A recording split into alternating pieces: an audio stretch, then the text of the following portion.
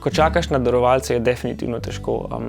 Še predvsem zato, ker prej slišiš določene zgodbe, ko so ljudje čakali na kostni mozak na darovalca in so umrli od izčrpanosti, od kemoterapije, ne, ker te konstantno zdravijo s kemoterapijami, zato da ostaneš v remisiji. Na trenutke sem se počutila tako, kot da sem obsojena na smrt in čakam, ali me bodo pomilostili. Nikoli nisem bila v nekem paničnem občutku, ker sem se sprejemal nekako normalno, vedel sem pa, da ne smem pasti po tisto svojo mejo. Čeprav sem ves čas imel občutek, kot da hodim po zidu in lovim ravnotežje. Nekako tudi v tem vmesnem času nisem sploh pomislila na to, da ga ne bi našli. Jaz sem bila 100% prepričana, da je. In je bil res. In to vem, da pač iz izkušenj drugih, da sem imela res srečo. Veliko srečo. Sam prejem je izgledal takole. Zjutraj je prišel pač v mojo bolniško sobo moj zdravnik primarij Pretnar in še drugi medicinski sodelavci in prinesli so vrečko, kot bi prinesli vrečko krvi. To je bila vrečka plazme in v plazmi so bile krvotvorne matične celice. Vrečko so montirali na stojalu nad mojo posteljo in te celice v plazmi so lepo počasi v kakšnih 20 minutah stekle v mojo žilo. Fizično nič posebnega, ampak ko ti gledaš, kako ti ta tekočina kaplja v telo, se zavedaš, da ti doteka novo življenje. Res. Tisti občutek, ne, ko so rekli, ko je zdravnik povedal, da celice so, da jih je darovalec dal, da so pripravljene, da jih je dovolj, ne, to je bil izjemen občutek. Drug občutek je pa tudi bil pa že nekoliko prej, ko so pa mi povedali, da je darovalec popolnoma skladen z menoj. Res ne moreš pozabiti tega trenutka. In veš, da vse tisto, kar se ti je zgodilo pred tem, je bilo vredno in dobiš še večji zagon in potem se še boriš, ker definitivno ni konec zgodbe takrat, ko dobiš darovalca, ampak je definitivno nek nov začetek.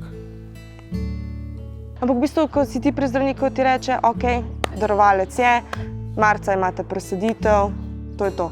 Pa ko priješ pa ven iz ordinacije, pa rečeš, wow, kar je, kar imam ga, ne moreš verjeti, ja, super, mega občutek, itak. Mislim, da celem svetu veš, da je nekdo, da je ena oseba, ki obstaja in ti lahko pomaga. In meni je pomagala. Ta skladnost je izjemno pomembna in nikoli, če se vpišete, se ne smete premisliti. V redu, saj pride bolezen, človek zboli, ampak če najdeš popolnoma skladnega darovalca, pa potem on reče, ne, jaz ne bom dal celic zato, ker sem jih dal samo za Petra, za svojega prijatelja ali za člana svojega družine. In brez množice, brez vseh milijonov darovalcev v Sloveniji, v Avstriji, Nemčiji, Franciji, na Portugalskem, Združenih državah Amerike in po celem svetu, ne, brez vseh teh darovalcev bi bilo nemogoče najti tako skladnega. Je treba pa obveščati ljudi, osveščati tudi o tem, da naj to svojo gesto, to svojo pripravljenost darujejo ne samo tistemu, ki ga poznajo, ki je trenutno v stiski, ampak da s tem lahko omogočijo preživetje komurkoli na svetu, glede na to, da je slovenski register vključen v mednarodni svetovni register. Tako kot ti mati in oče data življenja, ne, tako ti tudi v bistvu potem pomeni ta oseba, ta človek, ki ti je to dal. Ne. Tako da v bistvu, kaj mi pomeni, da imam brata ali sestro v krvi, lahko rečem, da sem neizmerno srečna, ne, da se je v tistem trenutku ta oseba odločila in šla darovati kostni mozak. Jaz bi tega človeka tako rada spoznala, res. Zahvalila bi se mu. Zahvalila, ker mi je pomagal, zahvalila, ker je nesebično pomagal. Popolnemu neznancu, ker mi je rešil življenje. Če bi lahko srečal svojega darovalca, ne vem, kaj bi naredil, ker verjetno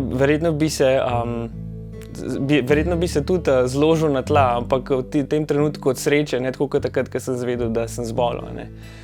Tokrat bi verjetno se objela, pa bi se oba zjokala. Ne vem, vedno si predstavljam ta trenutek, kaj bi bilo, če bi tega človeka lahko spoznal. Vsak dan se spomnim na to, kako bi bilo, če bi ga srečal.